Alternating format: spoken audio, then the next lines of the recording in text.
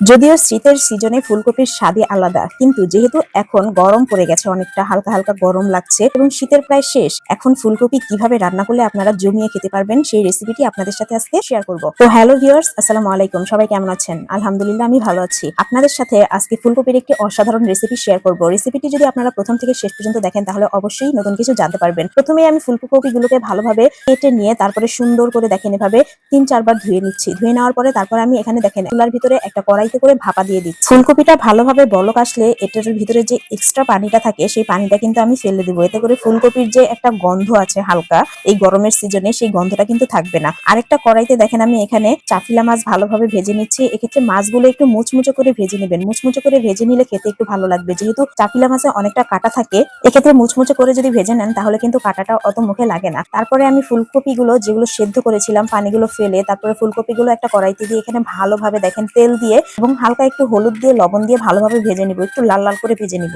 এভাবে ভেজে নেওয়ার ফলে ফুলকপিটা খেতে কিন্তু অন্য রকমের একটু স্বাদ লাগবে। এভাবে যদি আপনারা কখনো ফুলকপি রান্না করে না খেয়ে থাকেন তাহলে অবশ্যই কিন্তু এই টিপসটি ফলো করতে পারেন। এভাবে ভালোভাবে উল্টে পাল্টে ভালোভাবে দেখেন একটুখানি লাল লাল করে ভেজে নেওয়ার পরে দেখেন তারপরে আমরা এখানে ফুলকপিটা যখন ভাজা হয়ে যাবে একেবারে লাল লাল করে, তখন এই পর্যায়ে আমরা ফুলকপিটাকে নামিয়ে নিব। ফুলকপিটাকে নামিয়ে নেওয়ার পরে অন্য একটা কড়াইতে একটুখানি তেল দিয়ে দিবেন। যেহেতু ভাজার সময় এখানে ফুলকপিতে অনেকটা পরিমাণ তেল ইউজ করেছেন এবং মাছ ভাজার সময় অনেকটা তেল লেগেছে, তাই আপনারা বাগারে যদি একটুখানি কম তেল দেন সেক্ষেত্রে কিন্তু কোনো সমস্যা হবে না। তো এখানে কড়াইতে দেখেন একটুখানি তেল দিয়ে তারপরে এখানে পেঁয়াজ দিয়ে পেঁয়াজটাকে একটু লাল লাল করে ভেজে নেবেন। পেঁয়াজটা লাল লাল করে ভেজে নেওয়ার পরে এখানে পরিমাণ মতো আদা রসুন বাটা দিয়ে দিবেন। গরম তেলে যখন আদা রসুন বাটাটা দিবেন তখন কিন্তু এখানে অনেকটা ছিটতে থাকবে যখন, তখন দেখেন এখানে পরিমাণ মতো সামান্য পরিমাণ পানি দিয়ে তারপরে এটাকে লেড়ে নেবেন। তারপর এখানে পরিমাণ মতো হলুদের গুঁড়া, পরিমাণ মতো মরিচের গুঁড়া এবং পরিমাণ মতো লবণ দিয়ে ভালোভাবে মশলাটাকে কষিয়ে নেবেন। এক্ষেত্রে মশলাটা থেকে যখন তেল ছেড়ে আসবে এবং ভালোভাবে কষে যাবে তখন এই পর্যায়ে আমরা এখানে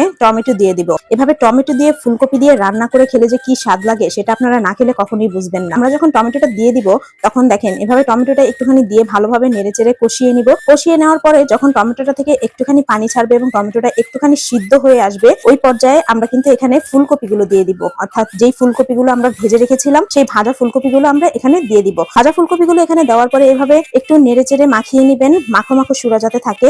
তখন আপনারা এখানে একটুখানি পানি ইউজ করতে পারেন। পানি ইউজ করার পরে এভাবে ভালোভাবে একটু কষিয়ে নেবেন যাতে করে ফুলকপির ভিতরে মশলাটা ঢুকে যায়। এই পর্যায়ে একটুখানি পানি দিয়ে দিলাম। একটুখানি পানি দেওয়ার পরে এটা যাতে ভালোভাবে কষে যায় তার জন্য ঢাকনা দিয়ে ঢেকে দিব। ঢাকনা দিয়ে ঢেকে দেওয়ার পরে তারপরে এখানে কিছুক্ষণ পর ঢাকনাটা খুলে দেখেন ফুলকপিটা যখন একটুখানি সিদ্ধ হয়ে আসবে তখন এখানে আমি প্রয়োজন মতো পরিমাণ মতো পানি দিয়ে দিব। এক্ষেত্রে আপনারা যদি ফুলকপিটা মাখো মাখো সুরা খেতে চান তাহলে অল্প একটুখানি পানি দিবেন, আর যদি একটু বেশি ঝোল খেতে চান তাহলে আপনারা একটু বেশি পানি দিবেন। পানি দেওয়ার পরে এখানে আমি মাছগুলো দিয়ে দিচ্ছি। মাছগুলো দেওয়ার পরে এখানে প্রয়োজন মতো ধনিয়া পাতা দিয়ে দিচ্ছি। ধনিয়া পাতা দিলে কিন্তু তরকারির স্বাদটা একেবারে অন্যরকম হয়ে যায়। ধনিয়া পাতাটা একটুখানি সিদ্ধ হয়ে আসলে আমি তরকারিটা নামিয়ে নিব। বাস হয়ে গেল আমার তরকারি। ভালো লাগলে অবশ্যই শেয়ার করবেন।